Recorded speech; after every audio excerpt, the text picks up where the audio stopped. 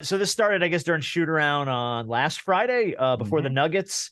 Him and Nate McMillan got into it, had some words, and Trae opted to remove himself from the game and remove himself from the arena, if you will. Right. And then downplayed that later. It was like, no, we're good. And then it just kind of just started this hullabaloo and this buzz about, well, does Trae Young think he's running the team? Is he somehow thinks he's calling the shots because he's the big name on the squad right now? And does Trae Young have too much pull in Atlanta? That was kind of the crux of the whole conversation. And it sort of went from there. I don't know where you fall on Trae. I know you're kind of hit and miss on.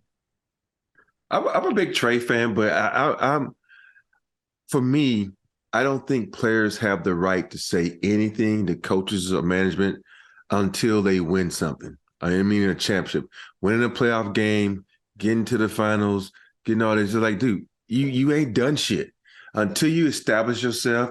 Not just coming, you score a lot of points for a team. You don't have the right to say that. You need to follow in your footsteps of people who've been there, like Dominique, Tree Rollins, Doc Rivers, and I'm not saying to be a yes man or being that, but I'm just saying there's a way to do certain things. And sometimes as basketball players, they think they run the show because they're the star of the team. And that's not the case, because you got certain players, I'm not going to name players, but I remember a couple of players on a certain team would come in late, and then you could see how the other guys were like, oh, you coming in late? Well, if you can do that, then I can do that. Why are you special? Yeah, you in here scoring all the points, but I'm the one who's getting all the rebound. And you gotta control this. And it's, to me, it's, a lot of guys will get mad at me saying it. I don't give a shit because they're a bunch of prima donnas anyway. They're trying to do too much. They're trying to act like they are the star of the show. If the owner stop paying you, you ain't nobody, So they need to just, follow the rules, do what they're supposed to do to try to make the team better, not just on the court, but inside the arenas, inside the locker rooms. I need you to name names. I mean, this whole I'm not going to name name shit. I don't like that. No, I'm not going to do that. I don't like that. I can't. Can you give me a jersey color at least or something? I give it. It was the Rockets. It was some people on the Rockets. Yeah, okay. Yeah, it was the Rockets. So, okay. Yeah. I get it. I'll say, and you're right, but this is a players' league, yes. And when you hand the keys over to certain guys, whether mostly it's via contract, you get the big contract, or you're taken, in the first round, first overall, second or third or whatever, and you're deemed to be the franchise player, then, hey, guys take on that title and they take on that attitude, whether you want anything or not, because they know, one, management's not going to get rid of you. You're the franchise guy. You are the guy. They can. They can. But the Lakers traded Shaq. I mean, come on. Oh, that's true. Let's put a little perspective on that. Yeah. That's true. That is true. And New Orleans traded AD, so you can be traded. But you're also talking about a city and a franchise that have had star after star after star after star after star. So usually if they trade a star, they're going to get another one. Atlanta, that's not necessarily the case. That's true. And then Trae, also what he means to the culture of Atlanta. So, Tony Ressler, the owner of Hawks, and Travis Schlenk, the GM, aren't, they're not, that would be the last thing that they do, because if you do that, then you're letting people know we're starting back over. So who's going to be expendable? The coach. It was like that with yeah. See, and that's what I hate though, because you think about what Nate did for that franchise where he got them in the last couple of years. Absolutely. Now you get a guy who's trying to, be high on the hog, so to say, and now he's trying, like, dude, yeah, I could trade you. Let's say who? I could trade you away for someone else that will come in and do the same thing, and it just doesn't make sense. Like, you wait, Trae, you ain't won shit. You haven't. I'm like, I love Trae. I love this game. I love the way he played, but you got to stop feeling yourself. That is the reason they brought Dejounte in there, because he is star just like you. Don't mess around and get shipped out for another guy. And come on now. I know what you're saying though. Yeah. They brought him in to pair with, not to replace. Because I'm not saying that. Right. I'm saying he can be. You can take him and trade him for another good piece or two good pieces. Two is more than one.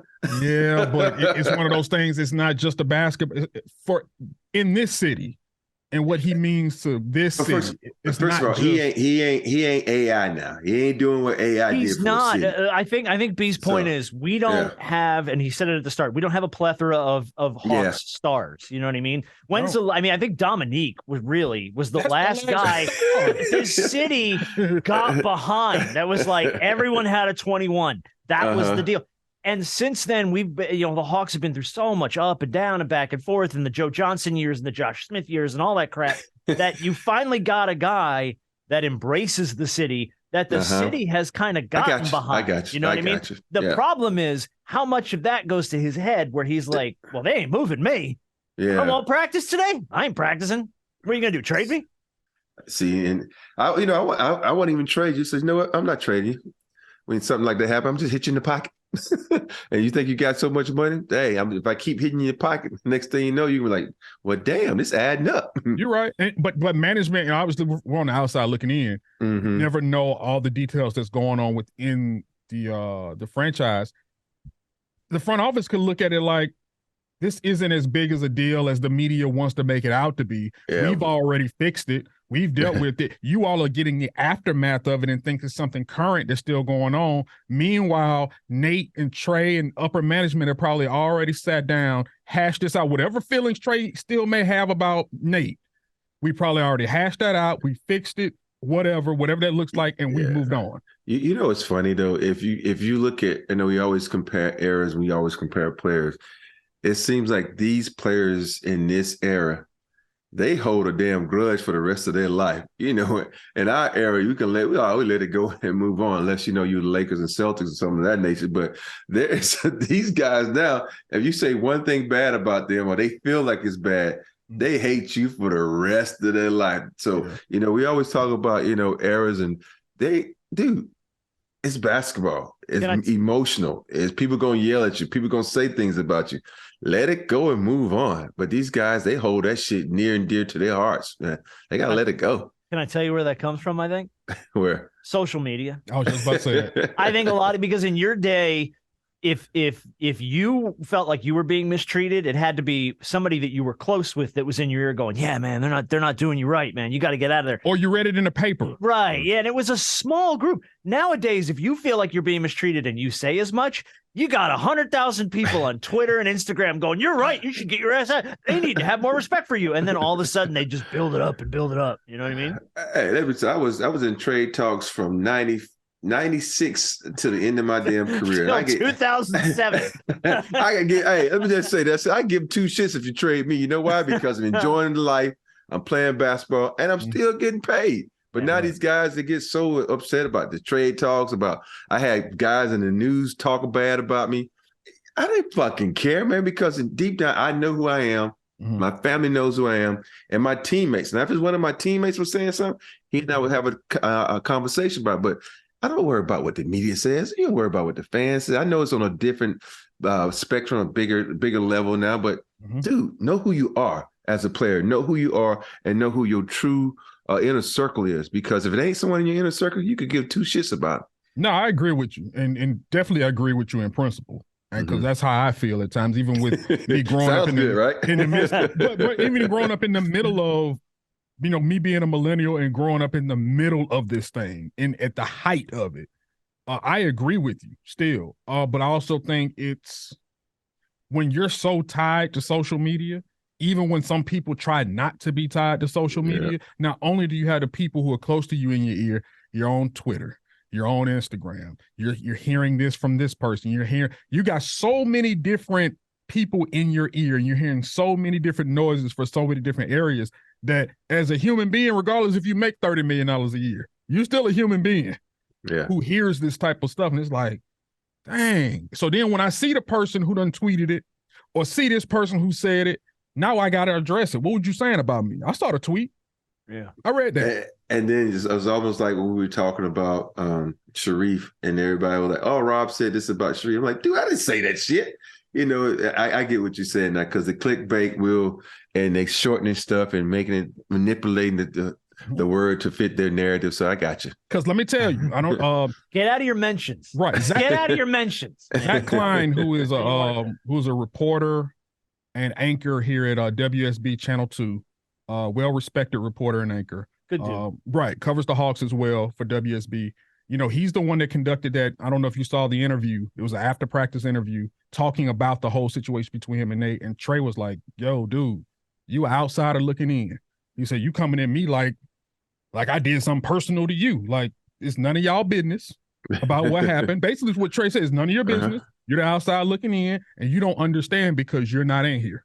And so Zach continued to push and push, as most reporters would do. Did he go a little far? Maybe.